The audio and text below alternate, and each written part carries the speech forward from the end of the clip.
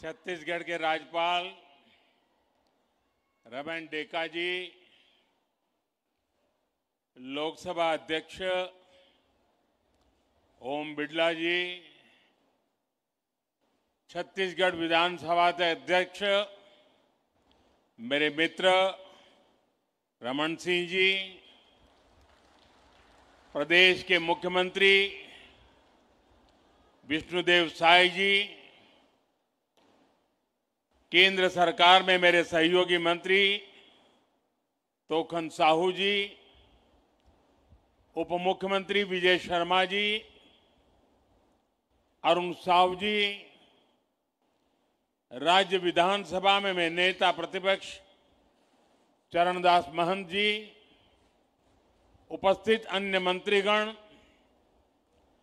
जनप्रतिनिधिगण और मौजूद देवी और सज्जनों, छत्तीसगढ़ की विकास यात्रा के लिए आज का दिन एक स्वर्णिम शुरुआत का दिन है और मेरे लिए व्यक्तिगत तौर पर ये बहुत ही सुखद दिन है, अहम दिन है। मेरा बीते कई दशकों से इस भूमि से बहुत आत्मीय नाता रहा है। एक कार्यकर्ता के रूप में मैंने छत्तीसगढ़ में बहुत समय बिताया। यहां से मुझे बहुत कुछ सीखने को मिला। मेरे जीवन को गढ़ने में यहां के लोगों का, यहां की भूमि का बहुत बड़ा आशीर्वाद रहा है। छत्तीसगढ़ की परिकल्पना, इसके निर्माण का संकल्प और फिर उस संकल्प की सिद्धि, हर एक क्षण पर मैं छत्तीसगढ़ के परिवर्तन का साक्षी रहा हूं। और आज जब छत्तीसगढ़ 25 वर्षों की यात्रा के अहम पड़ाव पर पहुंचा है, तो मुझे इस क्षण का भी सहभागी बनने का अवसर मिला है। आज इस रजत जयंती के उत्सव पर मुझे राज्य के लोगों के लिए इस नई विधानसभा के लोकार्पण करने का सौभाग्य मिला है। मैं छत्तीसगढ़ के लोगों को, राज्य सरकार को इस अवसर पर अपनी शुभकामनाएं देता हूं, बधाई देता हूं। साथियों, 2025 का ये वर्ष भारतीय गणतंत्र का अमृत वर्ष भी है। 75 वर्ष पहले भारत ने अपना संविधान देशवासियों को समर्पित किया था। ऐसे में आज इस ऐतिहासिक अवसर पर मैं इस अंचल से संविधान सभा के सदस्य रहे रविशंकर शुक्ल जी, बैरिस्टर ठाकुर छेदीलाल जी, घनश्याम सिंह गुप्त जी, किशोरी मोहन त्रिपाठी जी, राम प्रसाद पोटाई जी और रघुराज सिंह जैसे मनीषियों का स्मरण करते हुए उन्हें अपनी श्रद्धांजलि देता हूं। तब के काफी पिछड़े रहे इस क्षेत्र से दिल्ली पहुंचकर इन विभूतियों ने बाबा साहब के नेतृत्व में संविधान के बनने में महत्वपूर्ण भूमिका निभाई थी। साथियों, आज का दिन छत्तीसगढ़ के इतिहास का स्वर्णिम अध्याय बनकर चमक रहा है। आज जब हम इस भव्य और आधुनिक विधानसभा भवन का लोकार्पण कर रहे हैं तो ये केवल एक इमारत का समारोह नहीं बल्कि 25 वर्षों की जन आकांक्षा, जन संघर्ष और जन गौरव का उत्सव बन गया है। आज छत्तीसगढ़ अपने स्वप्न के नए शिखर पर खड़ा है और इस गौरवशाली क्षण में मैं उन महापुरुष को नमन करता हूं जिनकी दूरदृष्टि और करुणा ने इस राज्य की स्थापना की। वो महापुरुष हैं भारत रत्न श्रद्धेय अटल बिहारी वाजपेयी जी।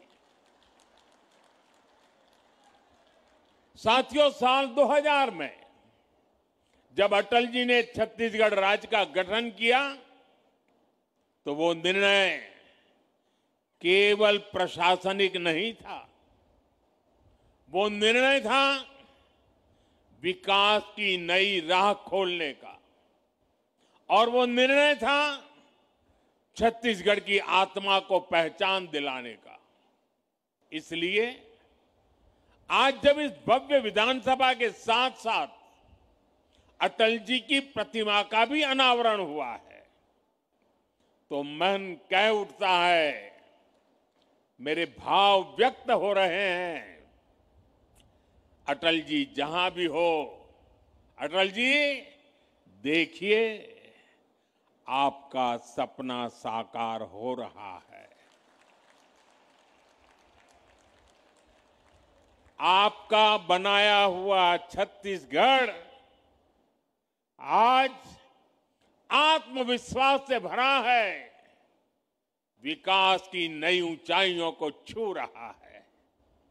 साथियों, छत्तीसगढ़ विधानसभा का इतिहास अपने आप में प्रेरणा स्रोत है। 2000 में जब इस सुंदर राज्य की स्थापना हुई तो पहली विधानसभा की बैठक राजकुमार कॉलेज रायपुर के जशपुर हॉल में हुई थी। वो समय सीमित संसाधनों का तो था लेकिन असीम सपनों का था।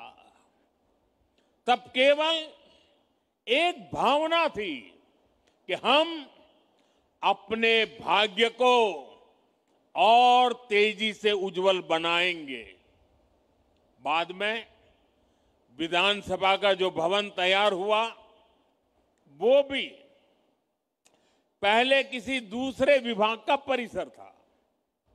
वहीं से छत्तीसगढ़ में लोकतंत्र की यात्रा नई ऊर्जा के साथ प्रारंभ हुई और आज 25 वर्षों के बाद वही लोकतंत्र, वही जनता एक आधुनिक, डिजिटल और आत्मनिर्भर विधानसभा के भवन का उद्घाटन कर रही है। साथियों, यह भवन लोकतंत्र का तीर्थ स्थल है। इसका हर स्तंभ पारदर्शिता का प्रतीक है। इसका हर गलियारा जवाबदेही की याद दिलाता है और इसका हर कक्ष जनता की आवाज का प्रतिबिंब है। यहां लिए गए निर्णय दशकों तक छत्तीसगढ़ के भाग्य को दिशा देंगे और यहां कहा हर एक शब्द छत्तीसगढ़ के अतीत, इसके वर्तमान का और इसके भविष्य का महत्वपूर्ण हिस्सा होगा। मुझे विश्वास है ये भवन आने वाले दशकों के लिए छत्तीसगढ़ की नीति, नियति और नीतिकारों का केंद्र बनेगा। साथियों, आज पूरा देश विरासत और विकास को साथ लेकर चल रहा है और ये भावना सरकार की हर नीति, हर निर्णय में भी दिखती है। आज देश की संसद को हमारा पवित्र सेंगोल प्रेरणा देता है। नई संसद की नई गैलरियां पूरी दुनिया को भारत के लोकतंत्र की प्राचीनता से जोड़ती है। संसद परिसर में लगी प्रतिमाएं पूरे विश्व को ये बताती हैं कि भारत में लोकतंत्र की जड़ कितनी गहरी है। साथियों, मुझे प्रसन्नता है कि भारत की यही सोच, यही भावना छत्तीसगढ़ के इस नए विधानसभा में भी झलकती है। साथियों, छत्तीसगढ़ का नया विधानसभा परिसर राज्य की समृद्ध संस्कृति का प्रतिबिंब है। इस विधानसभा के कण कण में छत्तीसगढ़ की भूमि पर जन्मे हमारे महापुरुषों की प्रेरणा है। वंचितों को वरीयता, सबका साथ, सबका विकास, ये भाजपा सरकार के सुशासन की पहचान है। यही देश के संविधान की स्पिरिट है। यही हमारे महापुरुषों, हमारे ऋषियों, मनीषियों के दिए संस्कार है। साथियों, मैं जब इस भवन को देख रहा था तो मुझे बस्तर आर्ट की सुंदर झलक दिखाई दी। मुझे याद है, कुछ महीने पहले थाईलैंड के प्रधानमंत्री जी को मैंने यही बस्तर आर्ट भेंट की थी। बस्तर की ये कला हमारी सृजनशीलता और सांस्कृतिक शक्ति का प्रतीक है। साथियों, इस भवन की दीवारों में बाबा गुरु घासीदास जी का मन खे एक समान का संदेश है, जो हमें सबका साथ, सबका विकास, सबका सम्मान सिखाता है। यहां के हर द्वार में माता शबरी की सिखाई आत्मीयता है, जो हमें हर अतिथि, हर नागरिक का स्नेह स्वागत करने की बात बताती है। इस सदन की हर कुर्सी में संत कबीर का सिखाया सच्चाई और निडरता का भाव है और यहां की नींव में महाप्रभु वल्लभाचार्य जी का बताया नर सेवा नारायण सेवा का संकल्प है। साथियों, भारत लोकतंत्र की जननी है, मदर ऑफ डेमोक्रेसी है। हमारा आदिवासी समाज तो पीढ़ियों से लोकतांत्रिक परंपराओं को जीता आया है। मुरिया दरबार, बस्तर की आदिम संसद इसका जीवंत उदाहरण है। वो आदिम संसद थी। सालों से हमारे यहां समाज और शासन मिलकर समस्याओं का समाधान करते रहे हैं और मुझे प्रसन्नता है कि इस विधानसभा में भी मुरिया दरबार की परंपरा को स्थान मिला है। साथियों, एक और इस सदन के हर कोने में हमारे महापुरुषों के आदर्श हैं, तो वहीं इसकी अध्यक्ष पीठ पर रमन सिंह जी जैसा अनुभव नेतृत्व भी है।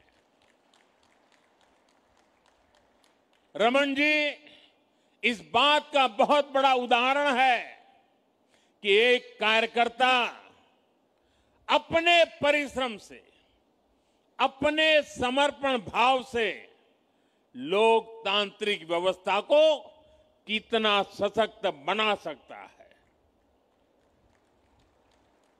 साथियों, क्रिकेट में तो देखते हैं कि जो कभी कैप्टन रहता है वो कभी टीम में खिलाड़ी बनकर के भी खेलता है, लेकिन राजनीति में ऐसा देखने को नहीं मिलता है।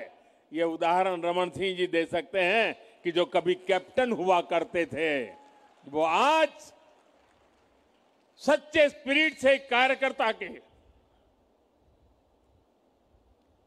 छत्तीसगढ़ की सेवा के लिए समर्पित, हर कार्यकर्ता के लिए प्रेरणा के रूप में कार्य कर रहे हैं। साथियों, राष्ट्र कवि निराला जी ने अपनी कविता में मां सरस्वती से प्रार्थना की थी, प्रिय स्वतंत्र रहो, अमृत मंत्र नव भारत में भर दे। यह केवल काव्य नहीं था, यह आजाद भारत के नव सृजन का मंत्र था। उन्होंने नव गति, नव लय, नव स्वर की बात कही, यानी कि एक ऐसे भारत की जो परंपरा से जुड़ा हो लेकिन भविष्य की ओर पूरे आत्मविश्वास से आगे बढ़े। आज जब हम छत्तीसगढ़ के नए विधानसभा में खड़े हैं तो यह भावना यहां भी उतनी ही सार्थक है। यह भवन भी उसी नव स्वर का प्रतीक है जहां पुराने अनुभवों की ध्वनि है और नए सपनों की ऊर्जा भी है। और इस ऊर्जा के साथ हम एक ऐसे भारत का निर्माण करना है, एक ऐसे छत्तीसगढ़ की नींव बनानी है जो विरासत से जुड़कर विकास के पथ पर आगे बढ़ सके। साथियों, नागरिक देवो भव ये हमारे सुशासन का मंत्र है और इसलिए हमें विधानसभा के हर निर्णय में जनता के हित को ध्यान में रखकर काम करना होगा। यहां कानून ऐसे बने जो रिफॉर्म को गति दे, जिससे लोगों का जीवन आसान हो, जो लोगों के जीवन से सरकार के अनावश्यक दखल को बाहर करे, सरकार का न अभाव हो और न ही अनावश्यक प्रभाव हो। यही तेज प्रगति का एकमात्र मंत्र है। साथियों, ये हमारा छत्तीसगढ़ तो भगवान श्री राम का ननिहाल है। भगवान श्री राम इस धरती के भांजे हैं। आज इस नए परिसर में श्री राम के आदर्शों को याद करने का इससे बेहतर दिन और क्या होगा। भगवान राम के आदर्श हमें सुशासन की सीख देते हैं।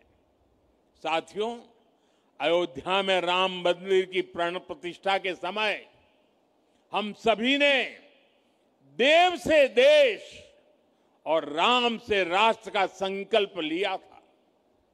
हमें याद रखना है, राम से राष्ट्र का अर्थ है राम राज बैठे त्रिलोका, हर्षित भये गए सब शोका। इसका अर्थ है सुशासन और जन कल्याण का राज। इसका अर्थ है सबका साथ सबका विकास की भावना से शासन। राम से राष्ट्र का अर्थ है नहीं दरिद्र को दुखी न दीना, जहां कोई न गरीब हो ना कोई दुखी हो, जहां भारत गरीबी से मुक्त होकर आगे बढ़े। राम से राष्ट्र का अर्थ है अल्प मृत्यु नहीं कवन नीऊ पीरा, यानी बीमारियों से असमय मृत्यु ना हो, यानी स्वस्थ और सुखी भारत का निर्माण हो। राम से राष्ट्र का मतलब है मानव एक भक्ति करनाता, अर्थात हमारा समाज ऊंच नीच के भाव से मुक्त हो और हर समाज में सामाजिक न्याय की स्थापना हो। साथियों, राम से राष्ट्र का एक अर्थ ये भी है कि निशिचरहीन करऊ बही भुज उठाई पनकिन, यानी मानवता विरोधी ताकतों का आतंक के विनाश की प्रतिज्ञा। और यही तो हमने ऑपरेशन सिंदूर में देखा है। भारत आतंक के विनाश की प्रतिज्ञा करके आतंकियों की कमर तोड़ रहा है। भारत आज नक्सलवाद, माओवादी आतंक को भी समाप्त करने की तरफ बढ़ रहा है। भारत आज अभूतपूर्व विजय के गर्व से भरा हुआ है और गर्व की यही भावना आज छत्तीसगढ़ विधानसभा के इस नए परिसर में हमें चारों तरफ दिख रही है। साथियों, पिछले 25 वर्षों में छत्तीसगढ़ ने जो परिवर्तन देखा है वो अद्भुत और प्रेरणादायी है। कभी यह राज्य नक्सलवाद और पिछड़ेपन से पहचाना जाता था, आज वही राज्य समृद्धि, सुरक्षा और स्थायित्व का प्रतीक बन रहा है। आज बस्तर ओलंपिक की चर्चा देश के कोने कोने में है। नक्सल प्रभावित क्षेत्रों में आज विकास की लहर और सुकून की मुस्कान लौट आई है और इस परिवर्तन के पीछे है छत्तीसगढ़ की जनता का परिश्रम और भाजपा सरकारों का दूरदर्शी नेतृत्व। साथियों, छत्तीसगढ़ के रजत जयंती समारोह का उत्सव अब एक बड़े लक्ष्य का आरंभ बिंदु बनने जा रहा है। 2047 तक, 2047 तक जब भारत अपनी आजादी के 100 साल मनाएगा, हमें विकसित भारत निर्माण के जो लक्ष्य तय किए हैं उसमें छत्तीसगढ़ की भूमिका बहुत बड़ी होने वाली है। और इसलिए मैं उपस्थित सभी साथियों से भी कहूंगा, सभी जनप्रतिनिधियों से कहूंगा कि आप एक ऐसी व्यवस्था का निर्माण करिए, एक ऐसी विधानसभा का उदाहरण बनाइए जो विकसित भारत के हर राज्य को कुछ नया करने के लिए प्रेरित करे। यहां होने वाले संवादों में, यहां पूछे जाने वाले प्रश्नों में, सदन में होने वाली कार्यवाही में, सब में एक श्रेष्ठता लाने का प्रयास हो और हम जो भी करें, जिस भी रूप में करें, सबका लक्ष्य विकसित छत्तीसगढ़, विकसित भारत का निर्माण हो। साथियों, छत्तीसगढ़ की इस नई विधानसभा की श्रेष्ठता इसके भवन की भव्यता से ज्यादा यहां के लिए जाने वाले जन कल्याण के निर्णयों से निर्धारित होगी। ये इस बात से तय होगी कि सदन छत्तीसगढ़ के सपनों को, इसकी सोच को कितनी गहराई से समझता है और उन्हें साकार करने के लिए कितने दूर तक चलता है। हमारा हर निर्णय ऐसा होना चाहिए जो किसान की मेहनत को सम्मान दे, युवा के सपनों को दिशा दे, नारी शक्ति के जीवन में नई आशा की किरण लेकर आए और समाज में अंत्योदय का माध्यम बने। हम सबको ये याद रखना है कि यह विधानसभा केवल कानून बनाने का स्थान नहीं, बल्कि यह छत्तीसगढ़ के भाग्य निर्माण का प्रखर केंद्र है, जीवंत इकाई है। इसलिए हम सबको यह सुनिश्चित करना होगा कि यहां से निकलने वाले हर विचार में जन सेवा की भावना हो, विकास का संकल्प हो और भारत को नई ऊंचाई पर ले जाने का विश्वास हो। यही हमारी कामना है। साथियों, लोकतंत्र में कर्तव्य को सर्वोपरि रखते हुए हम सब सार्वजनिक जीवन में अपनी भूमिका निभाए, यह संकल्प लेना ही नए विधानसभा भवन के लोकार्पण के इस अवसर के सबसे बड़ी सार्थकता होगी। आइए इस परिसर से हम सभी भारतीय गणतंत्र के इस अमृत वर्ष में यह संकल्प लेकर जाएं कि जनता जनार्दन की सेवा को ही अपने जीवन का ध्येय बनाएंगे। आप सभी को लोकतंत्र के इस सुंदर नव मंदिर के लोकार्पण पर मैं पुनः शुभकामनाएं और बधाई देता हूं। मैं मुख्यमंत्री जी को और विशेष रूप से मेरे मित्र रमन सिंह जी को इस कल्पना को साकार करने के लिए हृदय से बहुत बहुत बधाई देता हूं। जय भारत, जय छत्तीसगढ़। बहुत बहुत धन्यवाद।